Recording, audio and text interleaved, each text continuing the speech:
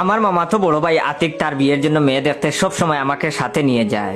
এখন পর্যন্ত 7-8টা মেয়ে দেখেছি, কিন্তু তার কোনো মেয়ে পছন্দ হয় না। মেয়ের সামনেই মেয়ের বাড়ির লোকদের হুটহাট উনি বলে দেন, মেয়ে আমার পছন্দ হয়নি, মেয়ে কালো, বেটে মুটা, ইত্যাদি ইত্যাদি। আমি অনেকবার তাকে বোঝানোর চেষ্টা করেছি সবার সামনে মেয়েকে এইখানে অপমান করা উচিত না, কারণ সৃষ্টিকর্তা তাকে এমন ভাবেই বানিয়েছেন, এতে মেয়ের কোনো হাত নেই। তোমার মেয়ে পছন্দ না হলে পরবর্তীতে ফোনে তাদের ভদ্রভাবে জানিয়ে দিবে মেয়ে তোমার পছন্দ হয়নি, কিন্তু এইভাবে মেয়েটাকে সবার সামনে ছোট করার কোনো মানেই হয় না। কিন্তু আতিক ভাই আমার কোনো কথা শুনে না, বারবার উনি এই কাজটাই করে। আজ যখন আতিক ভাইকে নিয়ে মেয়ে দেখতে গেলাম, মেয়েকে দেখেই উনার পছন্দ হয়ে গেল। ভয়ঙ্কর রকম সুন্দরী মেয়ে, সবুজ শাড়ি, খোলা চুল, টুটে হালকা গোলাপি লিপস্টিক আর গাঢ় চোখের কাজলে মেয়েটাকে অপ্সরার মতো লাগছে।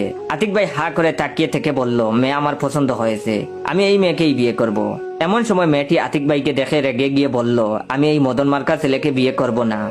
এই ছেলেকে বিয়ে করলে এই ছেলের সামনে আমি কখনোই হাই হিল জুতা পরতে পারবো না, এই ছেলে আমার নিচে পড়ে থাকবে। তাছাড়া ওর গায়ের রং দেখে মনে হচ্ছে আফ্রিকার জঙ্গল থেকে উঠে এসেছে। পেটের চর্বির গুডাউন দেখে মনে হচ্ছে প্রতিদিনই 5 জনের খাবার একাই খায়। এই কথাগুলো বলে মেয়েটা ভিতরে চলে গেল, আর আমিও আতিক ভাইকে সাথে নিয়ে চুপচাপ বাসা থেকে বের হয়ে গেলাম। আতিক ভাই কান্না করছে আর টিস্যু দিয়ে চোখের জল মুছতে মুছতে আমায় বলল, আমি তো এতটাও কালো না, আর এতটাও খাটো কিংবা মুঠাও না, তাহলে মেয়েটা আমায় কেন সবার সামনে এইভাবে অপমান করলো?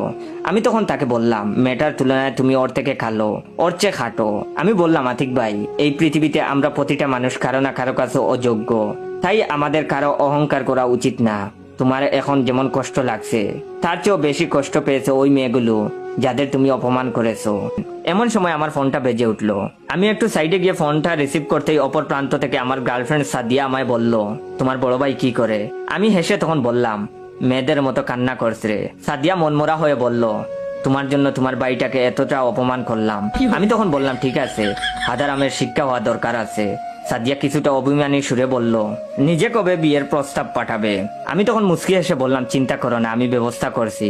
আমি ফোনটা রেখে আতিক ভাইয়ের কাছে এসে বললাম, থাক ভাই, আর খেতো না, যা হবার হয়ে গেছে। ইচ্ছে করছে ওই মেয়েকে আমি নিজে বিয়ে করে আমার বড় ভাইকে অপমান করার প্রতিশোধ নেই।